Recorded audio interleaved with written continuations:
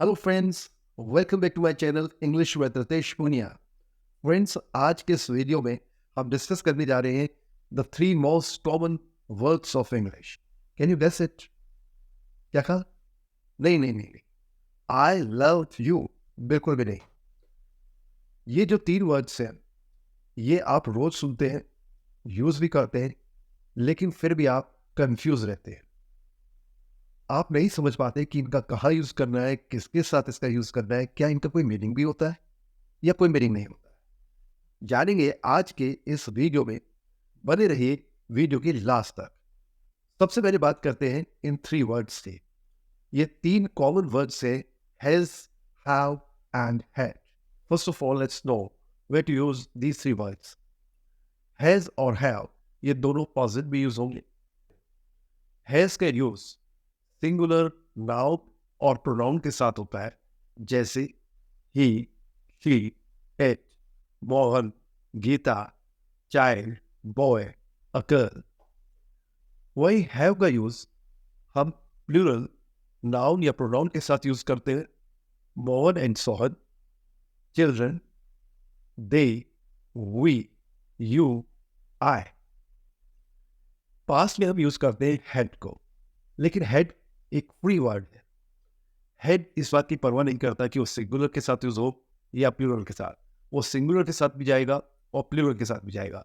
तो जब आप हेड का यूज करें तो इस बात की चिंता छोड़ दीजिए कि आप इसे सिंगुलर के साथ यूज कर रहे हैं या प्लूरल के साथ यूज कर रहे हैं।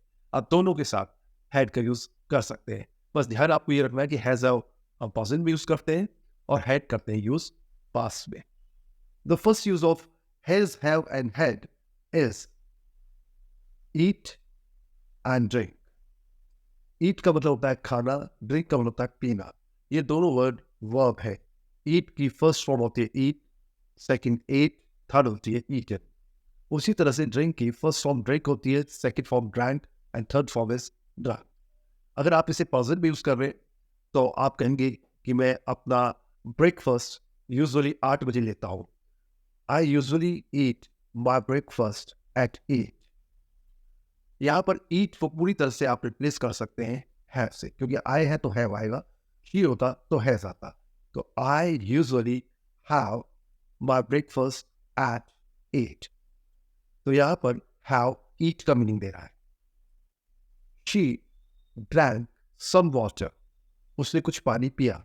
यहाँ पर आप ड्रैंक जो कि पास्ट है ड्रिंक का, इसकी जगह आप रिप्लेस कर सकते हैं पास्ट में हैड को, शी हैड सम वाटर। इस तरह से ईट और ड्रिंक वर्ड को रिप्लेस कर सकते हैं हैज, हैव, हैड। पॉजिटिव में हैज, हैव, पास्ट में हैड। अब बात करते हैं हैज, हैव, हैड की सेकंड यूज की। It tells the state. State का मतलब होता है अवस्था। अवस्था अच्छी बुरी बीमारी की किसी भी तरह की हो सकती है। तो उसे अगर हम एक्सप्रेस करें तो एक्सप्रेस करेंगे हैज, हैव, हैड से। For example, I had a cold last night. She has a fever. I have a sore throat. तो यहाँ पर आप स्टेट बता रहे हैं, अवस्था बता रहे हैं कि हेल्थ की अवस्था कैसी है, आप कैसा फील कर रहे हैं, आप बीमार हैं, आपको हेडेक है। अब बात करते हैं इसके थर्ड यूज की, हैज, हैव, हैड के थर्ड यूज की, and that use is position. सबसे पहले जान लेते हैं कि पोजिशन का मतलब क्या होता है। पोजिशन का मतलब होता है ownership. When we say that someone possess this thing or that thing, that means he has it. उसके पास वो चीज है। और ये चीज़ एब्स्ट्रैक्ट भी हो सकती है, एब्स्ट्रैक्ट मतलब जो दिखाई नहीं देती है। और ये एक फिजिकल ऑनरशिप भी हो सकती है, फिजिकल पोजीशन भी हो सकता है।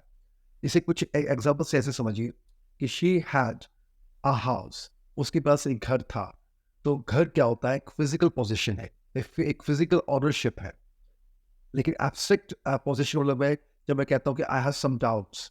जो ये डाउट है, डाउट की जो ऑनरशिप है, जो डाउट है मेरे पास, तो ये कहीं छू नहीं सकता, मैंने टच नहीं कर सकता। So I have some doubts. That means I have some possession, ownership of something which is abstract, जो दिखाई नहीं देती, जो छू नहीं सकते। तो इसके एग्जाम्पल बहुत सारे हो सकते हैं कि I have a pen, he has a dog, he had a red car.